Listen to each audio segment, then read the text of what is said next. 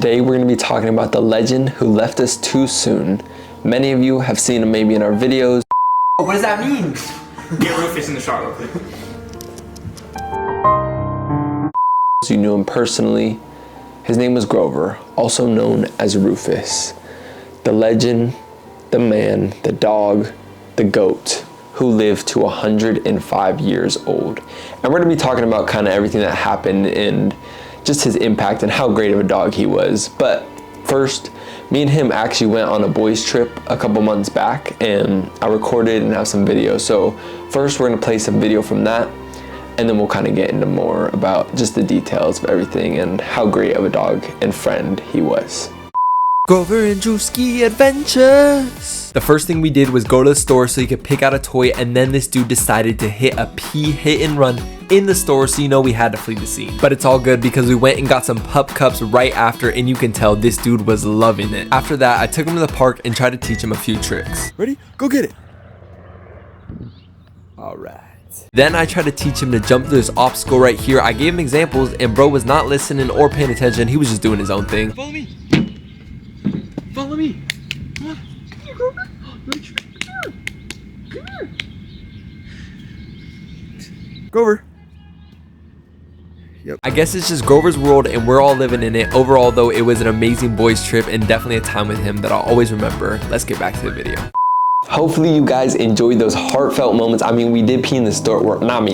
He peed in the store. But don't worry guys, we fled the scene. Well, I don't really know if you're supposed to do that, but I guess that's the kind of dude we were, you know? But anyways, man, the reason I wanted to make this video obviously is to honor Grover, but also in the future, when I have kids and stuff, and like when my kid asks like, who's your first dog? And I'll be like, it was Grover. And at least they'll have this to look back on, see how good of a dog he was, all the awesome things. And yeah, so in this first part, we're just gonna talk about Grover. He was an awesome dog. He was kind of like a cat more really though, but he was still in a dog's body, you know? He was always just sweet. He was an amazing dog, and I had him. He was my first ever dog when I was a little kid. We got him. So that's also part of why it's very sad, because it is like you're kind of losing a part of your childhood in a way, because he was just always there since I was a little kid. He's always been around, been with me, hung out, and yeah, so it is very sad to see him go, but I know that he's in a better place now. Hopefully he's in doggy heaven, chilling with all the boys, Duke, Maggie, maybe even Biscuit, Lily, all the different dogs, man. I know he's doing good. He's feeling probably better now, because in the end,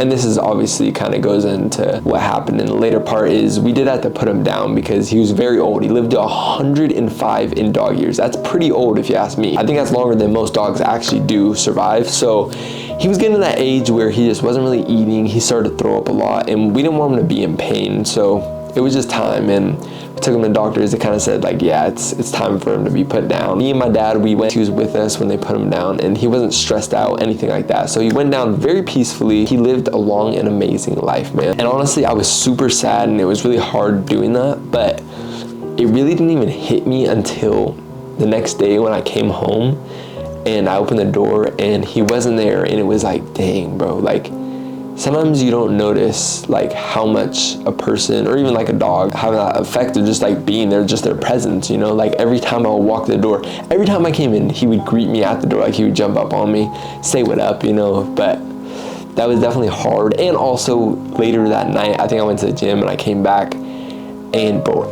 every night, okay, so there's also another, he kind of had like back issues later in his career, right? And he would just stand up like on the couch, and he would lay down obviously eventually, but sometimes he would stand up. So every time I would come home late at night and I would turn on the light in the living room, bro, he would be standing up just like looking at me. Late at night, he would always be there. And then one night I turned on the light and he wasn't there, and it was super sad. It was super hard, but again, I know he's in a better place, man. He's probably up there right now, him and Biscuit playing throw tennis ball, whatever dogs play together. I don't really know what dogs play together, maybe catch and find, hide and seek. Oh, they're probably hiding bones from each other, something like that. I don't know. Hopefully Biscuit's up there too. But yeah, Grover was a friend of many people, and his best friend probably was Teddy, his brother. Man, they were like two peas in a pod, you know? Teddy was the annoying little brother that would always want to hang out with Grover, and Grover didn't want to have anything to do with him. Grover had so many different friends, so I'm gonna put up a couple pictures of all of his different friends that he had.